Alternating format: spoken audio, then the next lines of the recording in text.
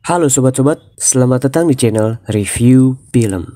Jagat perfilman sedang diramaikan dengan series terbaru dari Korea Selatan yang tayang di platform Netflix berjudul Juvenile Justice. Sebelum masuk ke pembahasannya, gue mau tahu dulu nih, gimana kabar kalian hari ini? Semoga sehat selalu, biar bisa tetap menjalankan aktivitas sehari-hari dan biar bisa tetap nontonin pembahasan film yang ada di channel Review Film. Film yang akan gue bahas ini adalah sebuah series di Netflix yang tayang dari bulan Januari 2022 lalu. Series dibuka dengan adegan seorang anak berusia 14 tahun yang memakai jaket dengan kondisi yang dilumuri oleh darah di sekitar tubuhnya. Lalu ia bertemu dengan seorang polisi dan mengaku telah membunuh seseorang menggunakan sebuah kapak dengan bukti darah pada kapak tersebut.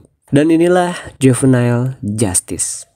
Scene awal memperlihatkan kita pada pengadilan negeri Yonhwa yang mendapatkan hakim baru untuk divisi pidana anak, yaitu Hakim Sim Eun-seok yang dibawa menuju ke ruangannya oleh Woo Sumi sebagai supervisor dari divisi pidana anak. Kita juga diperkenalkan oleh Hakim Ketua Kang yang sekaligus aktif di siaran TV serta aktif juga menjadi seorang volunteer.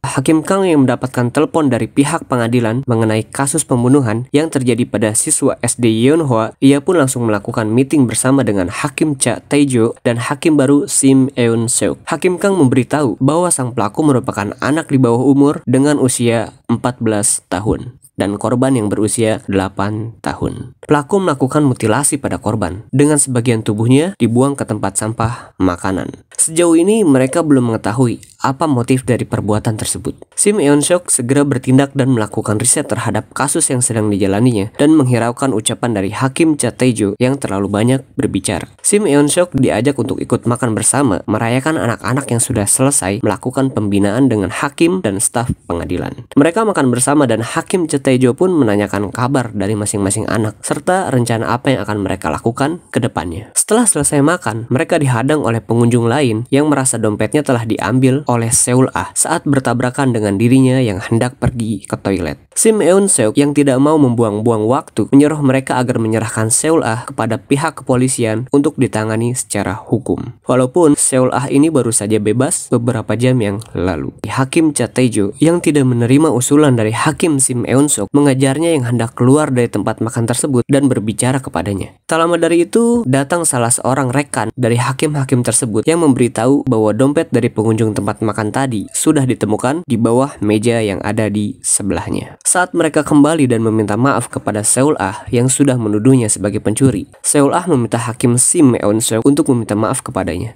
Tapi sayang, Hakim Sim Eun-seok menolak untuk melakukan itu dan mengatakan bahwa ia sudah mengetahui hal yang sebenarnya terjadi. Lalu scene memperlihatkan kedua hakim tersebut yang melanjutkan debatnya di depan ruangan karena Hakim Cha Tae-jo masih tidak terima dengan perlakuan Hakim Sim Eun-seok yang mempermalukan pelaku di depan umum. Namun Hakim Sim Eun-seok menjawabnya dengan santai dan berjalan menuju sebuah ruangan. Keesokan harinya, Hakim Sim Eun-seok melakukan persidangan terhadap Baek Seung-woo, seorang anak yang kita lihat di awal series memakai jaket dengan kondisi yang dilumuri oleh darah. Ia menceritakan bagaimana kronologi pembunuhan tersebut sembari tertawa. Dilihat dari berkas yang ada, pelaku tersebut mengalami penyakit skizofrenia, yaitu sebuah gangguan kejiwaan kronis yang membuat pengidapnya mengalami halusinasi, delusi, kekacauan dalam berpikir, dan perubahan sikap. Saat kembali ke ruangan, Hakim Sim Eun-seok diberitahu bahwa ibu dari Ji-hoo, sang korban dari pembunuhan tersebut, ingin berbicara dengannya. Ia menanyakan apakah Baek Seung-woo tidak akan dipenjara sebagaimana undang-undang sistem peradilan pidana anak yang ada di sana.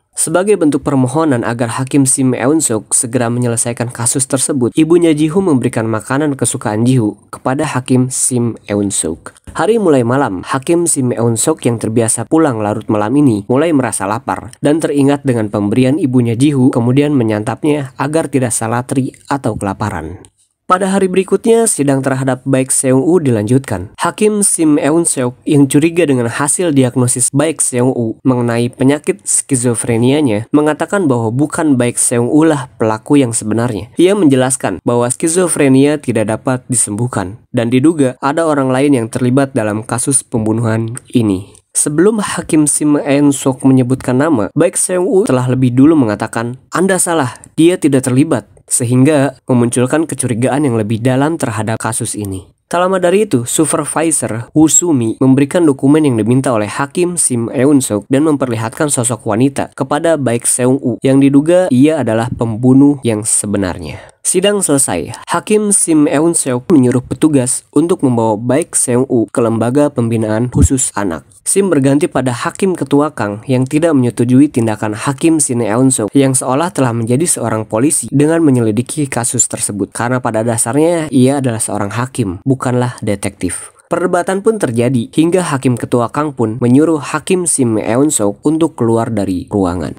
Ternyata tak hanya Hakim Ketua Kang saja yang tidak setuju. Rekan satu ruangannya pun, yaitu Hakim Cha Tae-ju, tidak menyetujui hal yang akan dilakukan oleh Hakim Sim Eun-seok karena terlalu beresiko. Namun setelah menyelidiki rekaman CCTV saat Baek Seung-woo menyerahkan diri, Hakim Cha Tae-ju pun mulai yakin dengan apa yang dikatakan oleh Hakim Sim Eun-seok dan mengajukan diri untuk membantunya menangkap komplotan pembunuh yang sebenarnya. Setelah merasa rekannya ini akan membantu, Hakim Sim Eun-seok dan Hakim Cha Tae-ju pun kembali ke markas dan segera melakukan penyelidikan lebih lanjut dengan Hakim Cha Tae-ju yang memberikan kunci mobil miliknya guna untuk memperlancar proses investigasi. Di parkiran basement, saat hendak keluar menggunakan mobil milik Hakim Cha Tae-ju, Hakim Sim Eun-seok dihadang oleh seseorang yang ternyata ia adalah ibu dari Baek Seung-woo dan memohon untuk tidak memenjarakan anak kandungnya. Tapi Hakim Sim Eun-seok mengabaikannya dan melanjutkan pergi ke warnet Essence untuk mencari wanita yang diduga merupakan pembunuh dari Ji-woo yang sebenarnya. Ia pun menemukan wanita tersebut dan segera membawanya keluar. Namun, tepat sebelum mereka menyentuh pintu, wanita tersebut melarikan diri menggunakan tangga yang ada pada pintu darurat. Dan terjadilah aksi kejar-kejaran antara wanita tersebut dengan Hakim Sim Eun-seok dari pusat kota sampai masuk ke gang-gang terpencil. Aksi terhenti saat wanita tersebut masuk ke sebuah jalan buntu. Kini, ia berhadapan tatap muka secara langsung dengan Hakim Sin Eun-seok. Dan episode 1 pun selesai. Menurut gue, episode 1 dari series ini cukup seru dan menegangkan, dimana sepertinya akan lebih banyak lagi teka-teki pada episode-episode berikutnya. Menurut kalian gimana sob? Komen di bawah. So, itu dia pembahasan kita tentang series Juvenile Justice Season 1 episode 1 kali ini. Diklik dulu dong tombol subscribe-nya agar kalian tahu kapan gue akan upload video-video selanjutnya. Terima kasih untuk kalian semua yang sudah menonton videonya sampai akhir. Gue benar-benar apresiasi kalian semua yang sudah meluangkan waktunya. Silahkan tinggalkan komentar berupa saran yang membangun untuk gue agar kedepannya gue bisa jadi lebih baik lagi. So, ini dia channel Review Film. Sampai bertemu di video selanjutnya. Goodbye.